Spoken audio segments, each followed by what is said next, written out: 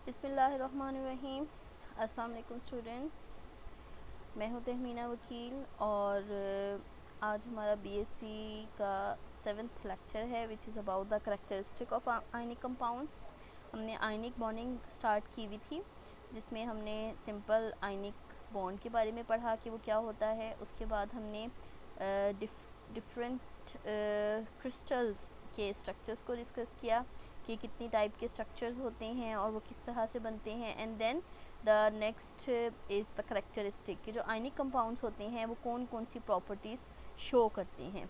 ठीक है, तो ये एक छोटा सा टॉपिक रह गया था। इसके बाद हम नेक्स्ट बॉन्डिंग आज स्टार्ट करेंगे which is the covalent bond. तो ये हमारे पास करेक्टरिस्टिक्स हैं, ये मैंने लिस्ट अप कर लिया है इन सबको। सबसे पहला क्या है, they are solid at room temperature. ठीक है, सॉलिड एट रूम टेम्परेचर। देखिए आपके पास जितने भी आयनिक कंपाउंड्स हैं इनमें आयनिक बॉन्ड होता है which is composed of oppositely charged ions, positive negative, positive negative. इसी तरह से सेकेंड लेयर में नेगेटिव पॉजिटिव।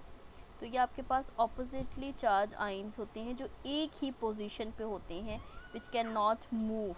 जब वो मूव नहीं कर सकते तो आपको पता है कि सॉलिड के केस में सिर्फ वाइब्रेशनल मोशन होती है, दे डजंट एग्जिबिट ट्रांसलेशनल और रोटेशनल मूवमेंट। ठीक है, so that's why due to fix in their position they are solid at room temperature. ठीक है, उसके बाद आता है high melting and boiling point. जब हाई मेल्टिंग और बॉइलिंग पॉइंट की बात आती है तो अगेन चूँकि इनकी पोजीशन फिक्स है और इनके दरमियान जो ये जो इंटरमोलेकुलर आयनिक बॉन्ड है जो इन दो ऑपोजिटली चार्ज आइंस को होल्ड करके रखे हुए हैं वो बहुत स्ट्रॉन्ग बॉन्ड है, जिसकी वजह से क्या होता है कि इनका मेल्टिंग पॉइंट और बॉइलिंग पॉइंट बहुत हाई होता है। ठीक है, उसके बाद आ जाता है आपके पास हार्ड एंड ब्रिटल। ठीक है, हार्ड और ब्रिटल की जब हम बात करते हैं तो ये हार्ड होते हैं। अगेन चूँकि इनका मेल्टिंग और बॉइलिंग पॉइंट हाई है तो ऑब्वियसली ये हार्ड होंगे, बट हार्ड होने के साथ साथ ये ब्रिटल हैं। ब्रिटल का मतलब क्या होता है, brittle which breaks easily, which breaks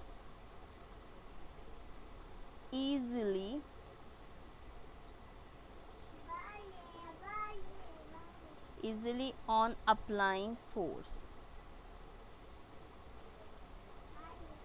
ठीक है, तो ये आपके पास जो है वो ब्रिटल होते हैं क्योंकि जब इन पर फोर्स अप्लाई की जाए तो ये ब्रेक कर जाते हैं। ठीक है, इसका क्या मतलब है, ये देखिए आपके पास यहाँ पे शो हुआ हुआ है कि ionic crystal they are hard and brittle.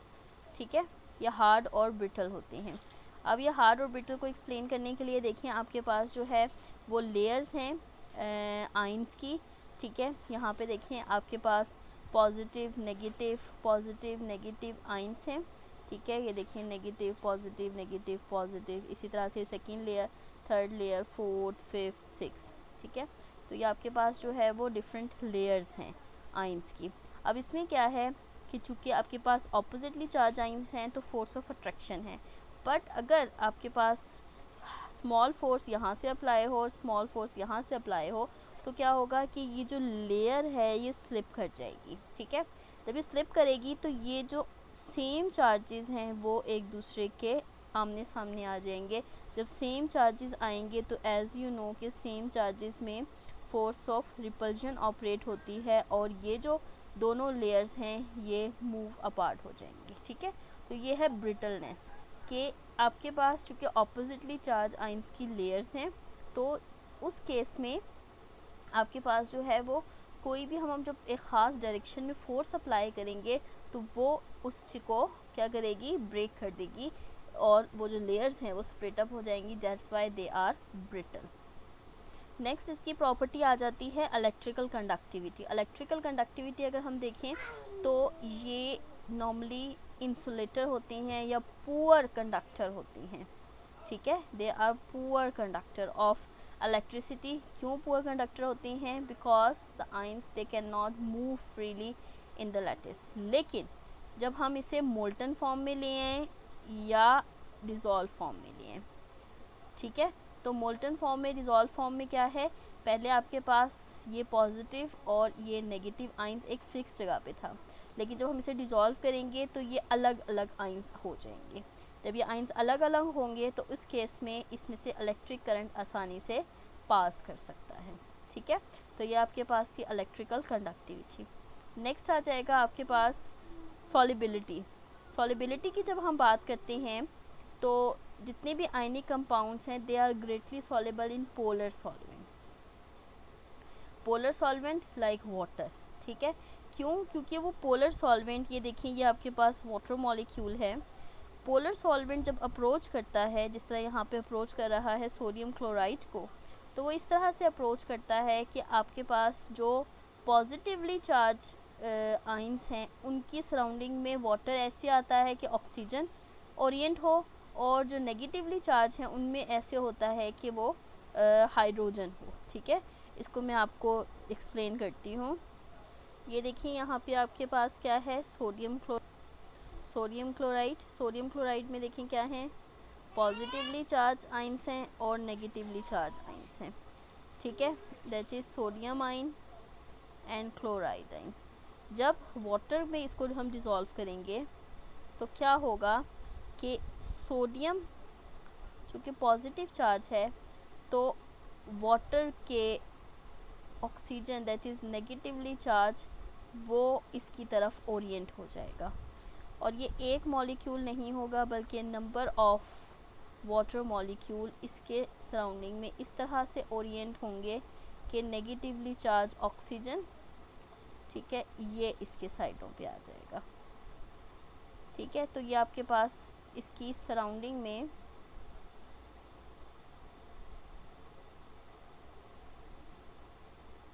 ये वाटर मॉलिक्यूल्स, ठीक है। तो ये तमाम के तमाम ऑक्सीजन जो हैं ये इसके साथ इंटरेक्शन डेवलप करेंगे और इसे कहते हैं सॉल्वेटेड आयन, ठीक है, या हाइड्रेटेड आयन, क्योंकि वाटर मॉलिक्यूल है तो हाइड्रेशन।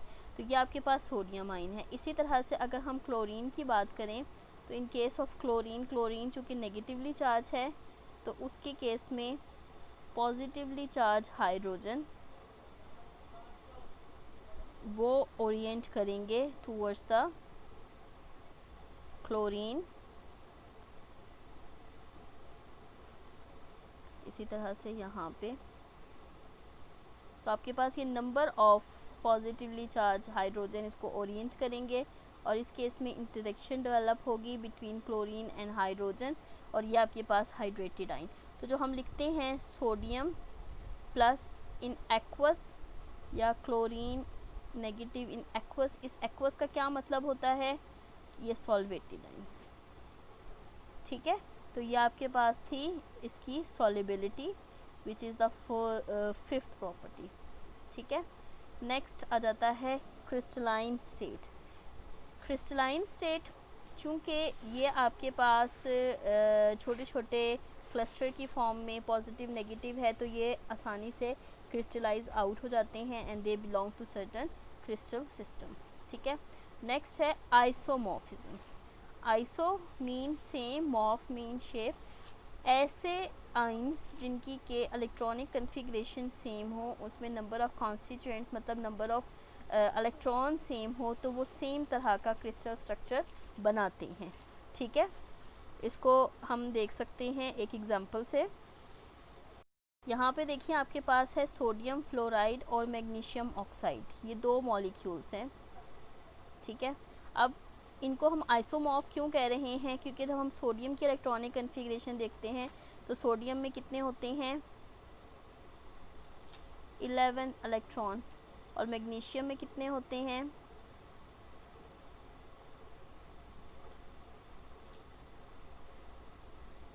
मैग्नीशियम में होते हैं 12 इलेक्ट्रॉन्स, ठीक है। तो जब सोडियम में से एक निकलेगा तो उसके भी 10 रह जाएंगे, और मैग्नीशियम में से 2 निकलेंगे तो उसके भी 10 रह जाएंगे। तो इन दोनों की इलेक्ट्रॉनिक कन्फिग्रेशन क्या बनेगी 1s2 2s2 2p6।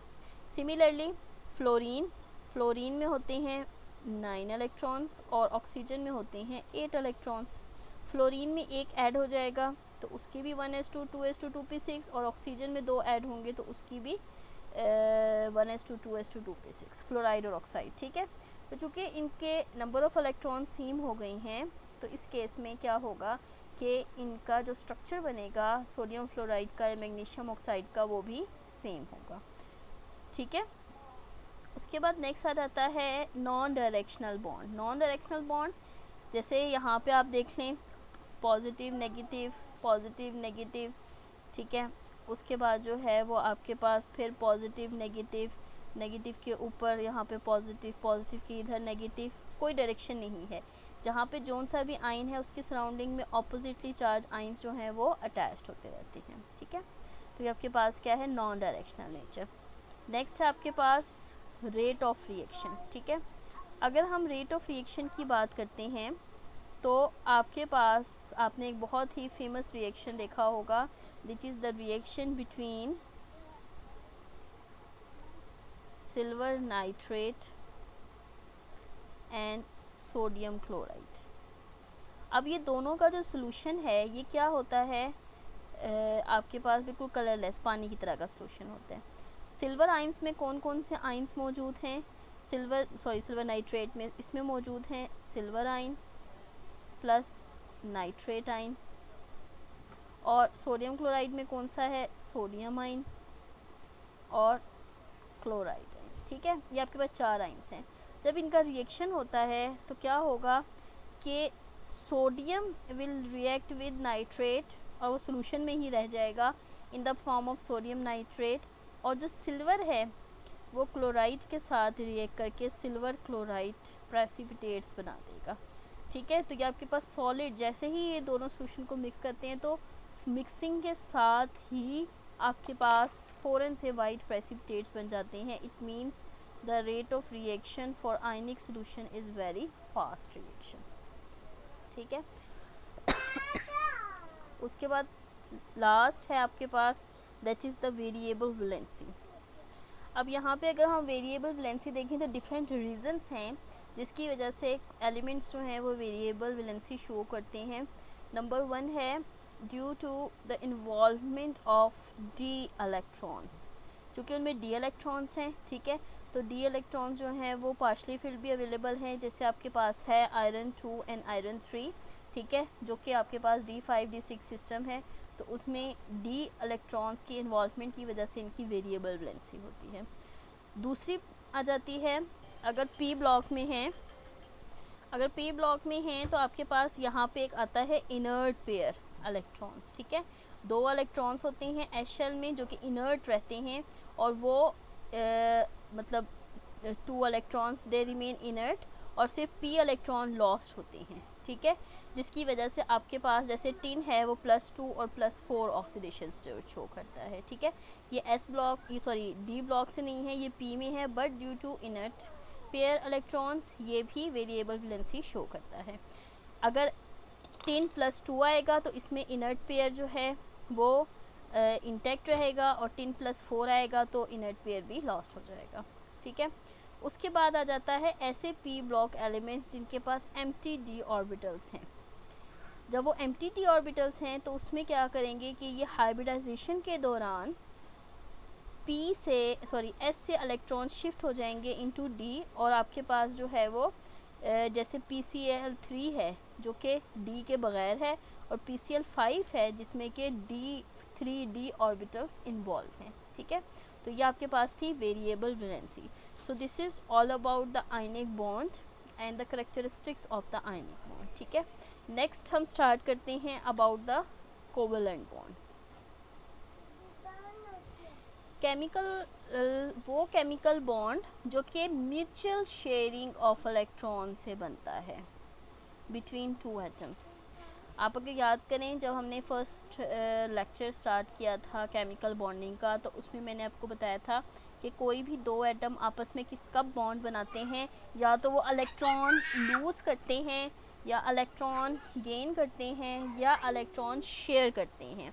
अब लूज़ और गेन तो उन्होंने किए थे आयनिक बॉन्डिंग में, जो म्यूचुअल शेयरिंग है वो आपके पास होती है कोवेलेंट बॉन्ड में। ठीक है, या हम इसको इस तरह डिफाइन कर सकते हैं, वो अट्रैक्टिव फोर्सेस जो दो एटम्स के दरमियान क्रिएट होती है by the sharing of an electron pair.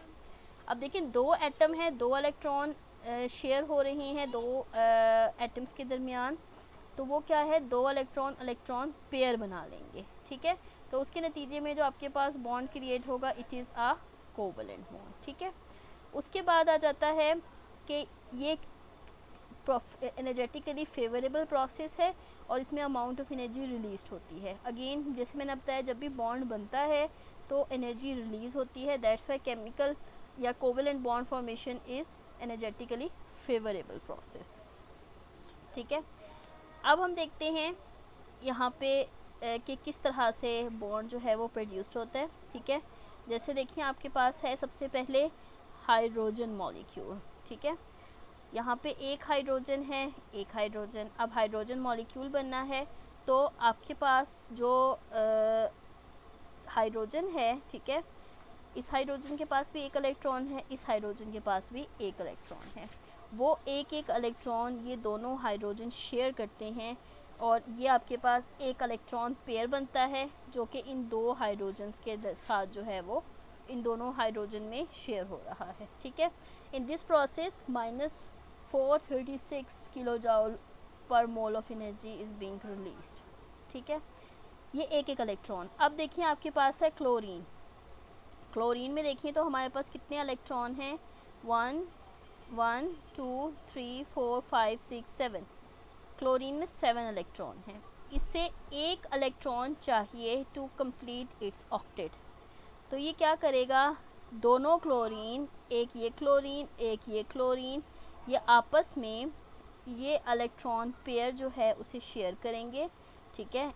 ये आपके पास इलेक्ट्रॉन पेयर है जिसको वो शेयर कर रही हैं, जिसके नतीजे में आपके पास यहाँ पे क्लोरीन के दरमियान ये बॉन्ड क्रिएट हो रहा है, ठीक है। तो ये आपके पास क्लोरीन क्लोरीन सिंगल बॉन्ड है। अब अगर हम ऑक्सीजन की बात करते हैं तो ऑक्सीजन के पास कितने इलेक्ट्रॉन्स होते हैं, 1 2 3 4 5 6। ऑक्सीजन के पास 6 इलेक्ट्रॉन हैं, उसको 2 इलेक्ट्रॉन चाहिए मज़ीद in order to complete its octet, ठीक है। तो यहाँ पे एक इलेक्ट्रॉन के शेयर करने से बात नहीं पूरी होती, तो वो क्या करेगा, दो दो इलेक्ट्रॉन दोनों ऑक्सीजन शेयर करेंगे। जब वो दो दो इलेक्ट्रॉन शेयर करेंगे तो देखिए यहाँ पे आपके पास किस तरह से जो है वो इलेक्ट्रॉन्स पूरे होंगे। ये देखें 1 2 3 4 5 6 7 8, इसी तरह से 1 2 3 4 5 6 7 8, ठीक है। तो ये 8 इलेक्ट्रॉन दोनों ऑक्सीजन के पूरे हो गए। अब चूंकि इन्होंने यहाँ पे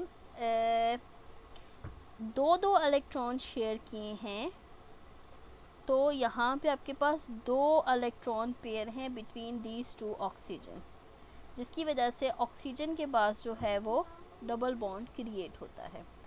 एक इलेक्ट्रॉन पेयर एक bond, 2 electron pair 2 bond, 3 electron pair 3 bond, ठीक है। जैसा है आपके पास नाइट्रोजन के गैस में, ठीक है। नाइट्रोजन में क्या होता है, नाइट्रोजन के पास होते हैं 5 electron, so it needs 3 more electrons to complete its octet. तो देखिए यहाँ पे आपके पास क्या है, 3 इलेक्ट्रॉन शेयर हो रहे हैं in order to complete its octet, ठीक है। और आपके पास क्या बन रहा है, ये देखें, ये एक नाइट्रोजन, ठीक है, इसके 8 इलेक्ट्रॉन्स हो गए और ये दूसरा नाइट्रोजन, ये इसके कंप्लीट हो गए। तो ये आपके पास 3 इलेक्ट्रॉन पेयर्स हैं, तो nitrogen nitrogen triple bond create हो रहा है। अब अगर हम देखें 2 से ज़्यादा एटम्स को, जैसे हमारे पास है ऑक्सीजन और हाइड्रोजन के साथ वाटर मॉलिक्यूल, ठीक है, इसमें 2 हाइड्रोजन हैं और 1 ऑक्सीजन है। अब ऑक्सीजन के पास कितने हैं, 6 मॉलिक्यूल्स, ऑक्सीजन 6 है तो उसे 2 इलेक्ट्रॉन्स चाहिए और वो 2 इलेक्ट्रॉन ये इन 2 हाइड्रोजन से कंप्लीट करेगा, ठीक है, ये जो 2 हाइड्रोजन हैं। अब क्या होगा आपके पास, ये देखें, ये आपके पास ऑक्सीजन है, ठीक है, ये ऑक्सीजन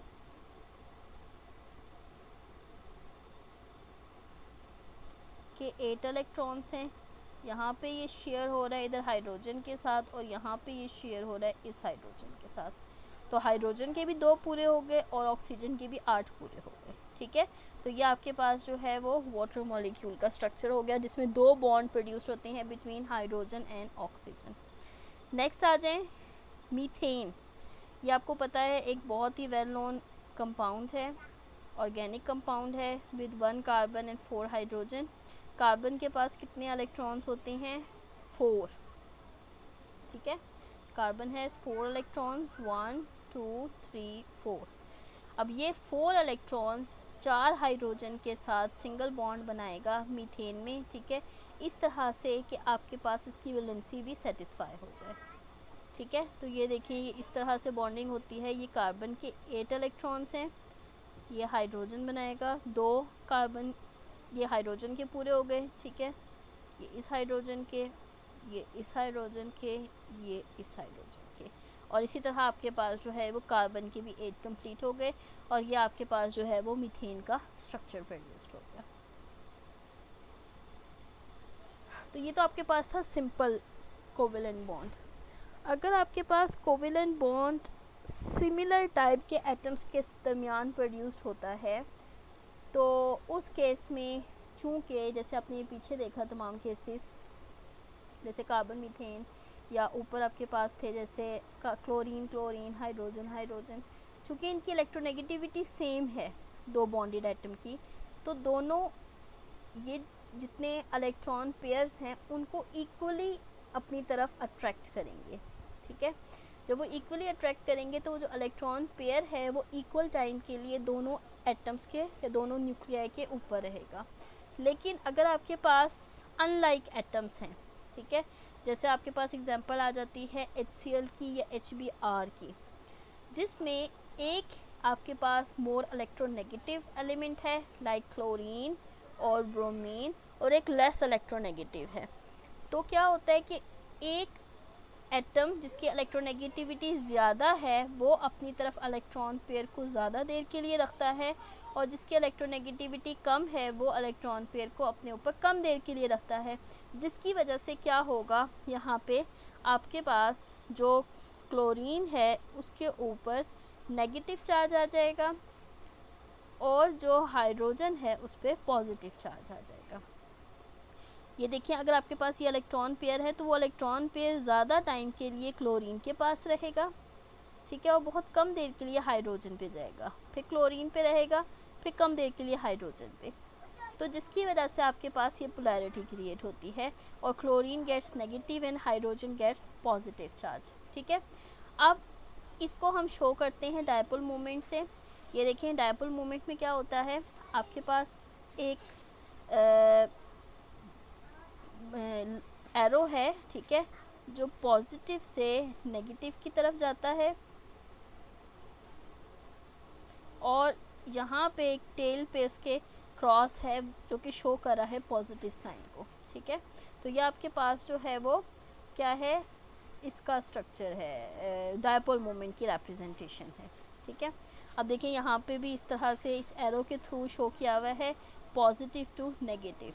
HCl में हाइड्रोजन से क्लोरीन, तो ये आपके पास क्या है, पोलर मॉलिक्यूल। पोल का मतलब क्या होता है कि एक आपके पास स्ट्रक्चर है जिसके एक तरफ नेगेटिव है और एक तरफ पॉजिटिव है, मींस सेपरेशन ऑफ चार्जेस।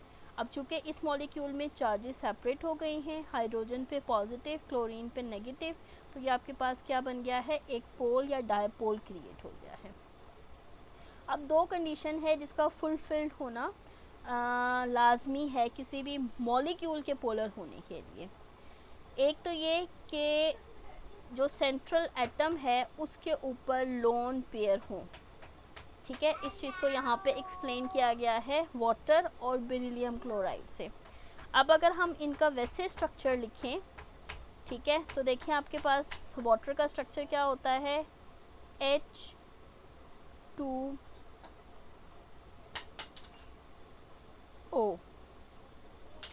ठीक है, और बेरिलियम क्लोराइड का क्या होता है, BeCl2।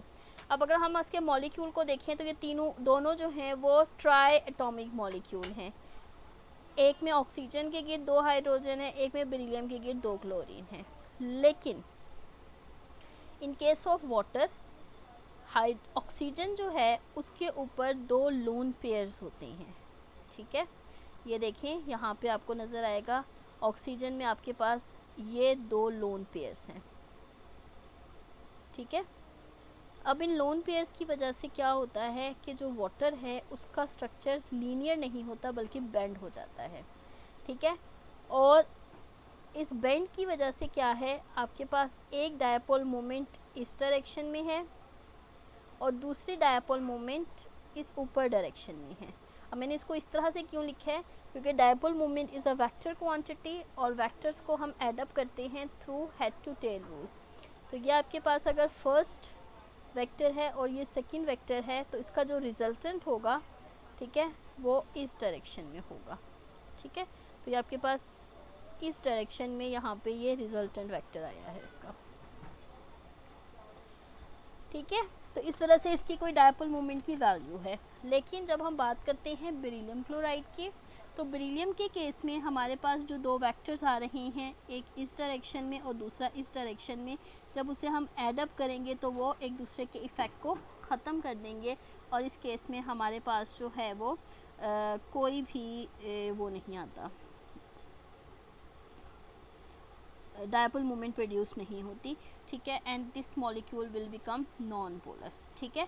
अब चूंकि इसमें हमारे पास क्लोरीन मौजूद है, पार्शियल नेगेटिव चार्ज भी है, डायपोल मोमेंट भी है, ठीक है, लेकिन चूंकि इस केस में अलोन पेयर नहीं है और उसका स्ट्रक्चर लीनियर बन गया है, इस वजह से ये क्या हो गया है, this will become non polar, ठीक है। फिर second point, the polar bonds if there are more than one they must be so symmetrical arranged that their bond polarities cancel, ठीक है। जैसे आपने बेरिलियम क्लोराइड का देखा कि 2 बॉन्ड्स पोलर मौजूद थे लेकिन पोलैरिटी की वजह से वो एक दूसरे को कैंसिल कर रहे हैं। एक और एग्जांपल है इसकी BF3 की, ठीक है। In case of BF3 molecule आपके पास बोरोन के इर्द गिर्द 3 फ्लोरीन हैं। अभी जो फ्लोरीन है it is partial negative charge, ठीक है, ये पार्शियल नेगेटिव चार्ज स्पीशी है। अब इधर आपके पास देखिए 3 डायपोल मोमेंट्स क्रिएट हो रही हैं, एक इस डायरेक्शन में, एक फिर इस डायरेक्शन में और एक फिर इस डायरेक्शन में, ठीक है, 1 2 एंड 3। तो जब इनको हमने ऐड अप किया तो क्या आया, आपके पास जो इसका रिजल्टेंट आया वो आया 0 के, ठीक है। तो इस वजह से ये मॉलिक्यूल भी ऑल्दो कि इसमें पोलर बॉन्ड्स हैं और ये पोलर बॉन्ड्स हैं, लेकिन चूंकि इसकी सिमेट्री ऐसी है कि डायपोल मोमेंट्स एक दूसरे को कैंसिल कर रही हैं, so this molecule will become non polar, ठीक है। तो ये आपके पास था कोवेलेंट बॉन्ड। कोवेलेंट बॉन्ड किस तरह क्रिएट होता है और उसमें किस तरह से पोलैरिटी क्रिएट होती है। नेक्स्ट लेक्चर में हम डिफरेंट थ्योरीज डिस्कस करेंगे जो कि इस कोवेलेंट बॉन्डिंग को एक्सप्लेन करती है कि कोवेलेंट बॉन्डिंग के नतीजे में ये जो शेप्स हैं ये किस तरह क्रिएट होती हैं, किस तरह एंगल्स बनते हैं और किस तरह से डिफरेंट ऑर्बिटल्स इन्वॉल्व होते हैं, ठीक है। तो ये जो इससे नेक्स्ट जितने भी लेक्चर्स हैं, ठीक है, बॉन्डिंग के थ्योरीज के रिगार्डिंग द केमिकल बॉन्डिंग बहुत ज़्यादा इम्पॉर्टेंट है और पेपर में अक्सर जो है वो उन्हीं टॉपिक से रिलेटेड क्वेश्चंस आते हैं, ठीक है। So this is all about today's lecture. Hope so कि आपको तमाम पॉइंट्स क्लियर होंगे। फिर भी अगर कोई मसला है then you can ask me, ठीक है। तब तक के लिए अल्लाह हाफ़िज़।